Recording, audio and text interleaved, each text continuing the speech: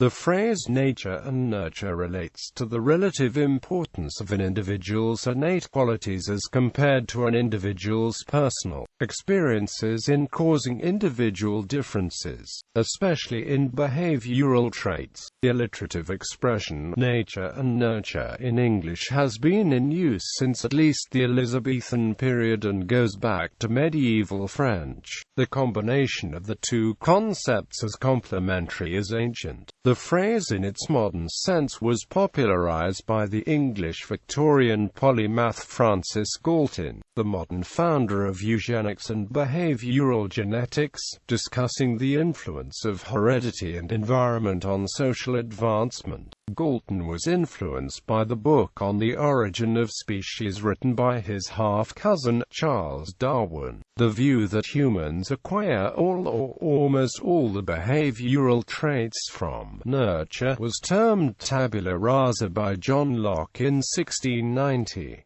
A blank slate view in human developmental psychology, assuming that human behavioral traits develop almost exclusively from environmental influences, was widely held during much of the 20th century. The debate between blank slate denial of the influence of heritability and the view admitting both environmental and heritable traits has often been cast in terms of nature versus nurture. These two conflicting approaches to human development were at the core of an ideological dispute over research agendas throughout the second half of the 20th century, as both nature and nurture factors were found to contribute substantially, often in an inextricable manner. Such views were seen as naive or outdated by most scholars of human development by the 2000s.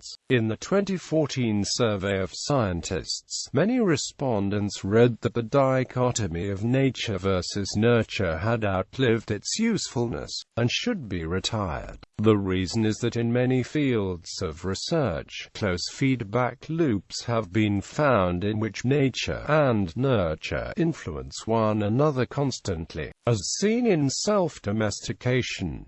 As in ecology and behavioral epigenetics, researchers think nurture has an essential influence on nature. Similarly, in other fields, the dividing line between an inherited and an acquired trait becomes unclear, as in epigenetics or fetal development. History of the debate. John Locke's An Essay Concerning Human Understanding is often cited as the foundational document of the blank slate view. Locke was criticizing René Descartes' claim of an innate idea of God universal to humanity.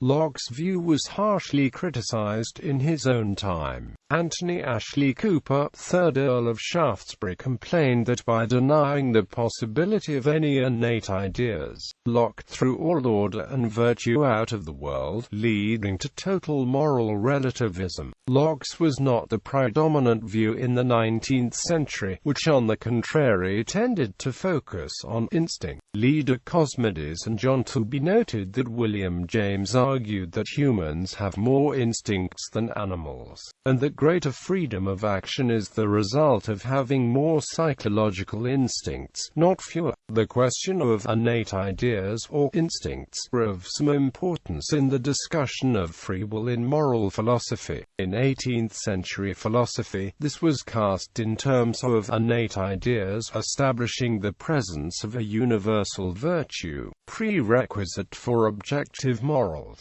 In the 20th century, this argument was in a way inverted, as some philosophers now argued that the evolutionary origins of human behavioral traits forces us to concede that there is no foundation for ethics, while others treat ethics as a field in complete isolation from evolutionary considerations. In the early 20th century, there was an increased interest in the role of the environment, as a reaction to the strong focus on pure heredity in the wake of the triumphal success of Darwin's theory of evolution. During this time, the social sciences developed as the project of studying the influence of culture in clean isolation from questions related to biology. Franz Boas's The Mind of Primitive Man established a program that would dominate American anthropology for the next 15 years. In this study he established that in any given population, biology, language, material and symbolic culture are autonomous,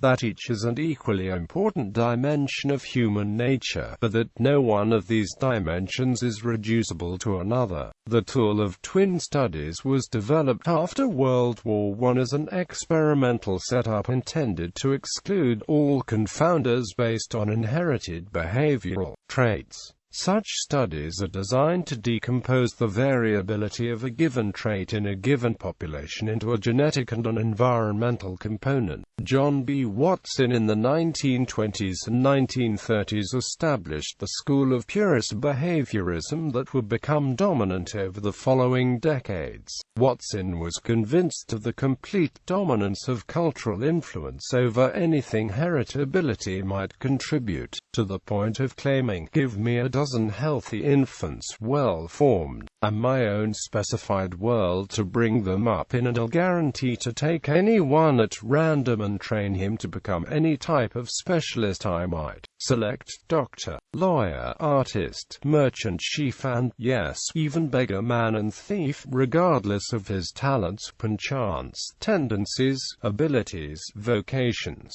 and race of his ancestors." During the 1940s to 1960s, Ashley Montagu was a notable proponent of this purist form of behaviorism which allowed no contribution from heredity whatsoever. Man is man because he has no instincts, because everything he is and has become he has learned, acquired, from his culture, with the exception of the instinctoid reactions in infants to sudden withdrawals of support and to sudden loud noises. The human being is entirely instinctless. Quote, in 1951, Calvin Hall suggested that the dichotomy opposing nature to nurture ultimately fruitless. Robert Ardrey in the 1960s argued for innate attributes of human nature, especially concerning territoriality, in the widely read African Genesis and the territorial imperative. Desmond Morris in The Naked Ape expressed similar views. Organized opposition to Montagu's kind of purist blank slateism began to pick up in the 1970s, notably led by E.O. Wilson. Twin studies established that there was, in many cases, a significant heritable component. These results did not in any way point to overwhelming contribution of heritable factors, with heritability typically ranging around 40% to 50%, so that the controversy may not be cast in terms of purist behaviorism versus purist nativism. Rather, it was purist behaviorism which was gradually replaced by the now predominant view that both kinds of factors usually contribute to a given trait. Anecdotally phrased by Donald Hebb as an answer to the question, which nature and nurture contributes more to personality, by asking in response, which contributes more to the area of a rectangle, its length or its width. Quote, in a comparable avenue of research, anthropologist Donald Brown in the 1980s surveyed hundreds of anthropological studies from around the world and collected a set of cultural universals. He identified approximately 150 such features, coming to the conclusion there is indeed a universal human nature, and that these features point to what that universal human nature is. At the height of the controversy, during the 1970s to 1980s, the debate was highly ideologized.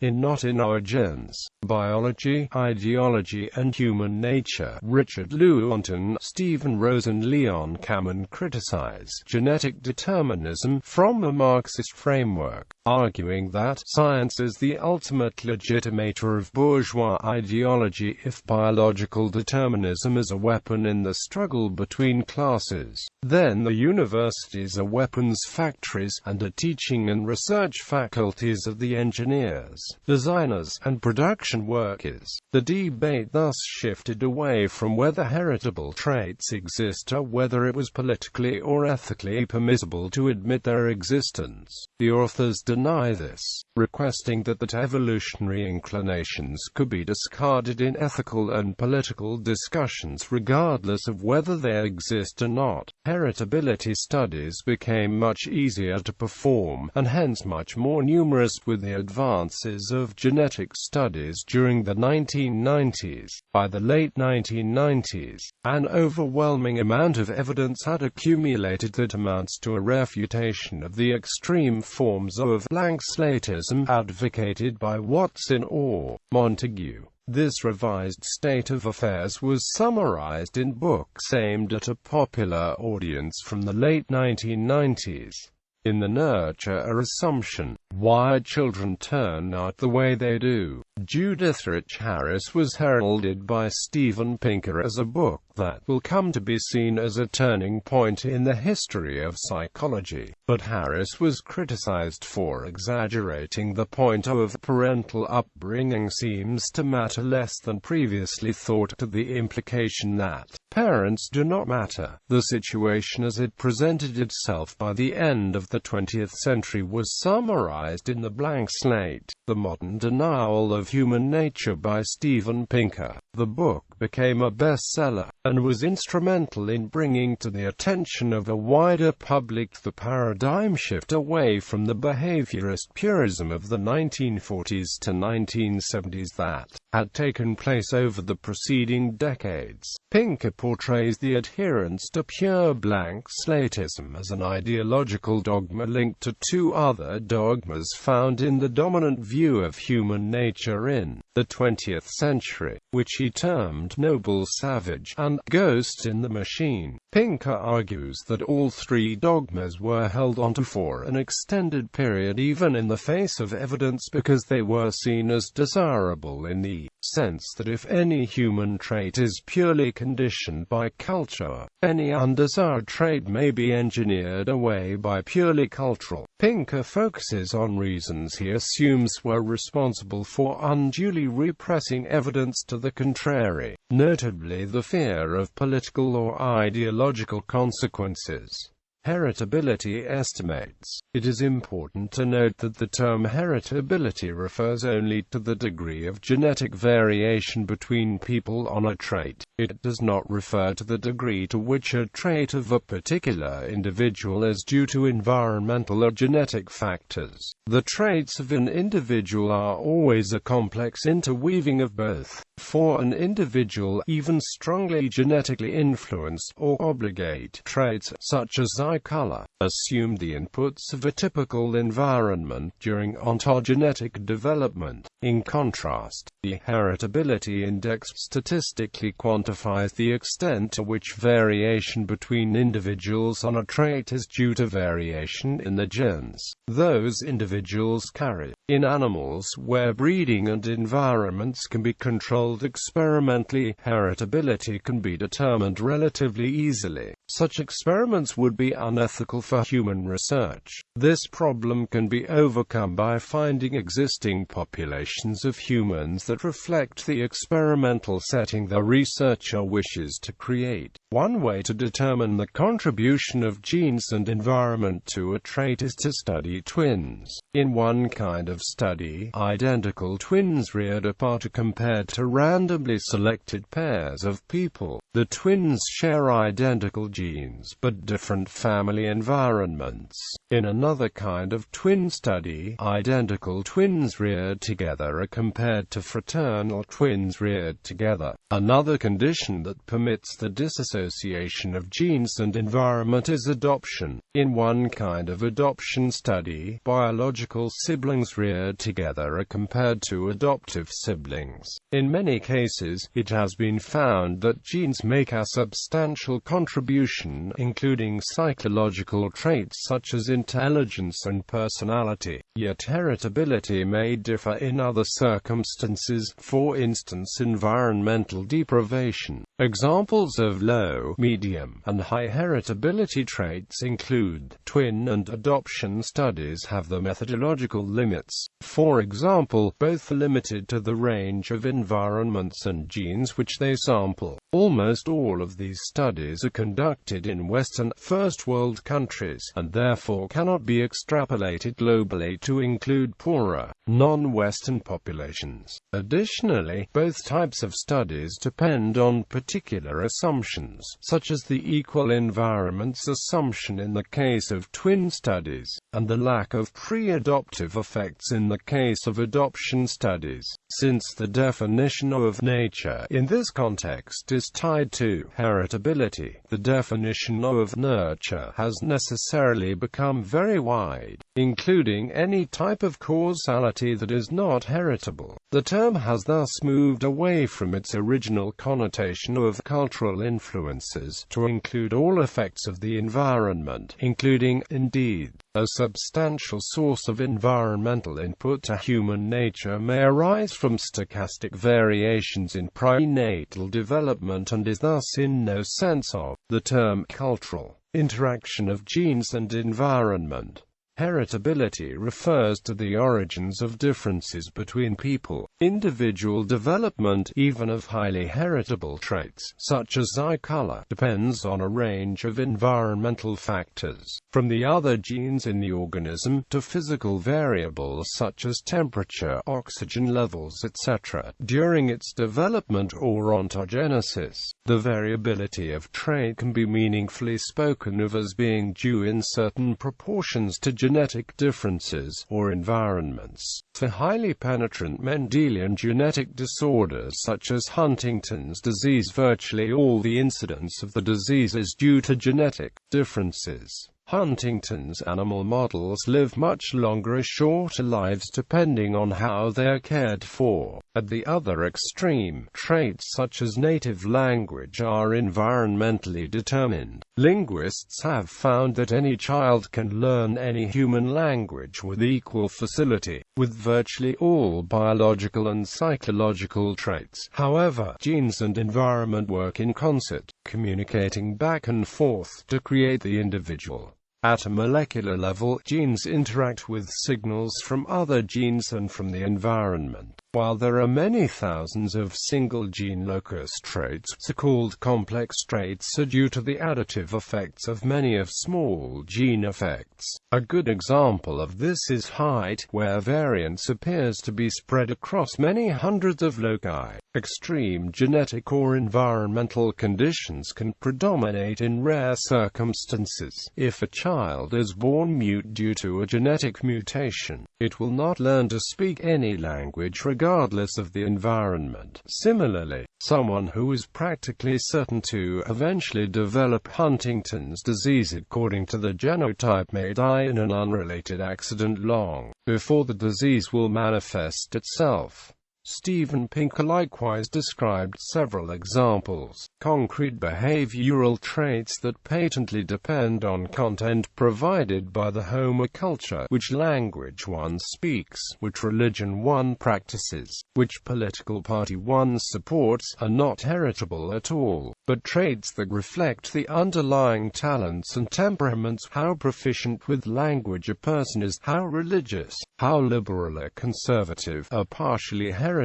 When traits are determined by a complex interaction of genotype and environment, it is possible to measure the heritability of a trait within a population. However, many non-scientists who encounter a report of a trait having a certain percentage heritability imagine non-interactional, additive contributions of genes and environment to the trait. As an analogy, some laypeople may think of the degree of a trait being made up of two buckets, genes and environment, each able to hold a certain capacity of the trait. But even for intermediate heritabilities, a trait is always shaped by both genetic dispositions and the environments in which people develop, merely with greater and lesser plasticities associated with these heritability measures. Heritability measures always refer to the degree of variation between individuals in a population. That is, as these statistics cannot be applied at the level of the individual, it would be incorrect to say that while the heritability index of personality is about 0.6, 60% of one's personality is obtained from one's parents and 40% from the environment. To help to understand this, imagine that all humans were genetic clones.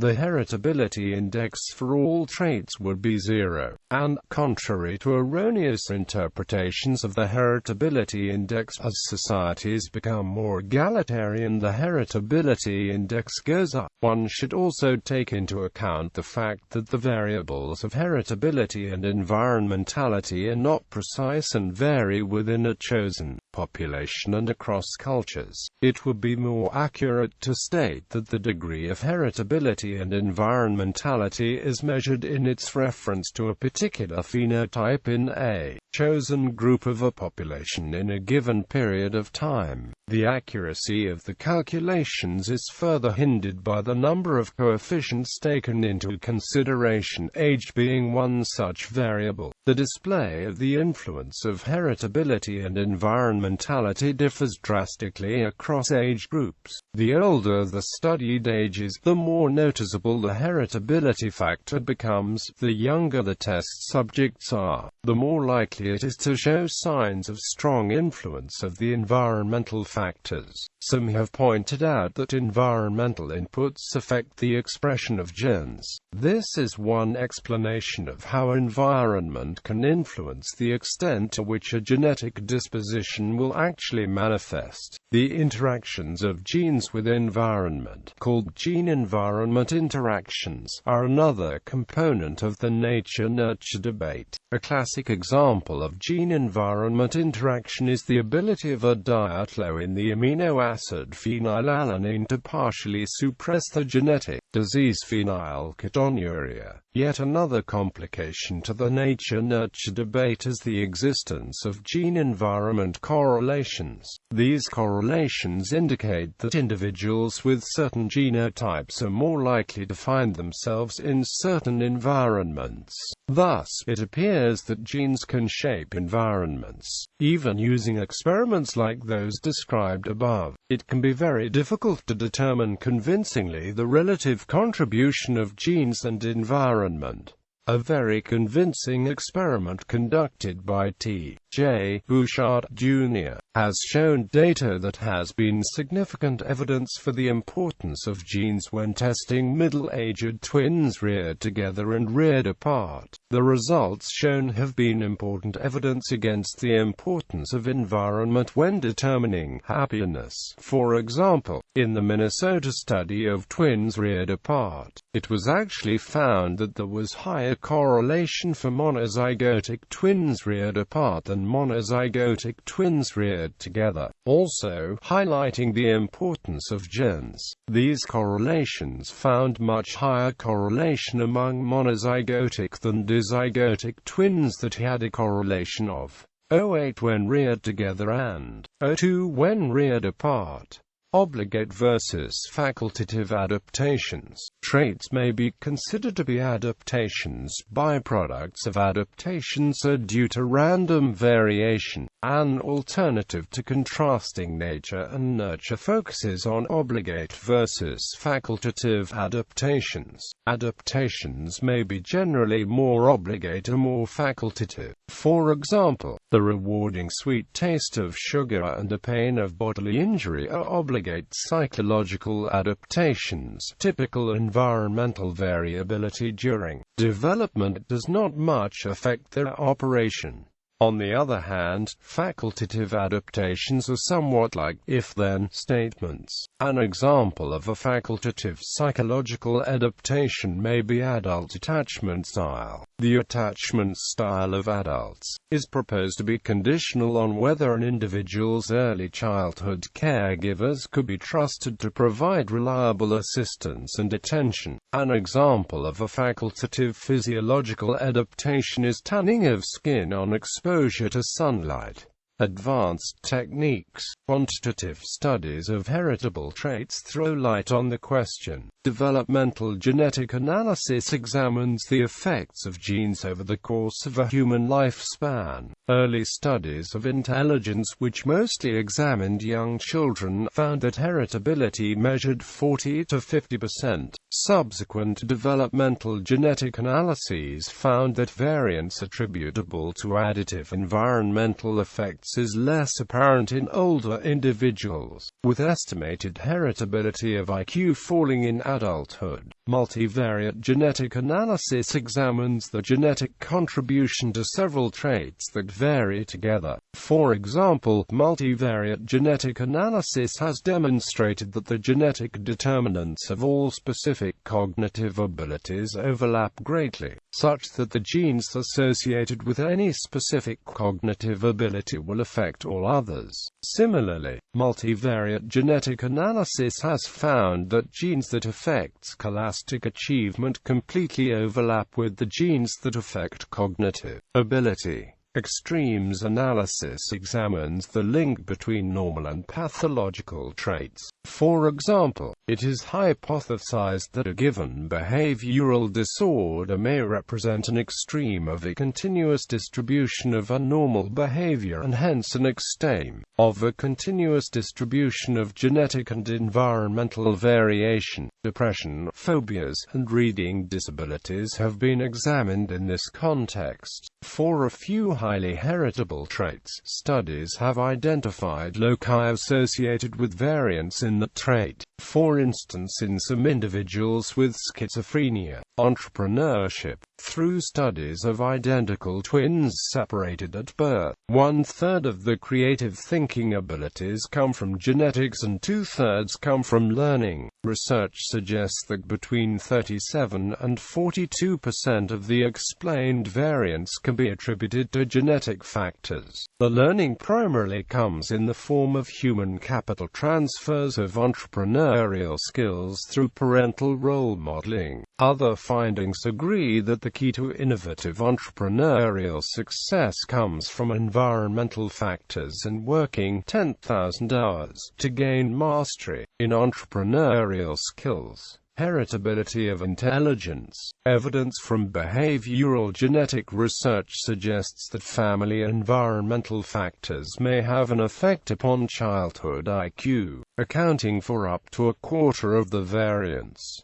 The American Psychological Association's report, Intelligence, Knowns and Unknowns, states that there is no doubt that normal child development requires a certain minimum level of responsible care. Here, environment is playing a role in what is believed to be fully genetic, but it was found that severely deprived, neglectful, or abusive environments have highly negative effects on many aspects of children's intellect development. Beyond that minimum, however, the role of family experience is in serious dispute. On the other hand, by late adolescence this correlation disappears, such that adoptive siblings no longer have similar IQ scores. Moreover, adoption studies indicate that, by adulthood, adoptive siblings are no more similar in IQ than strangers, while full siblings show an IQ correlation of 0.6.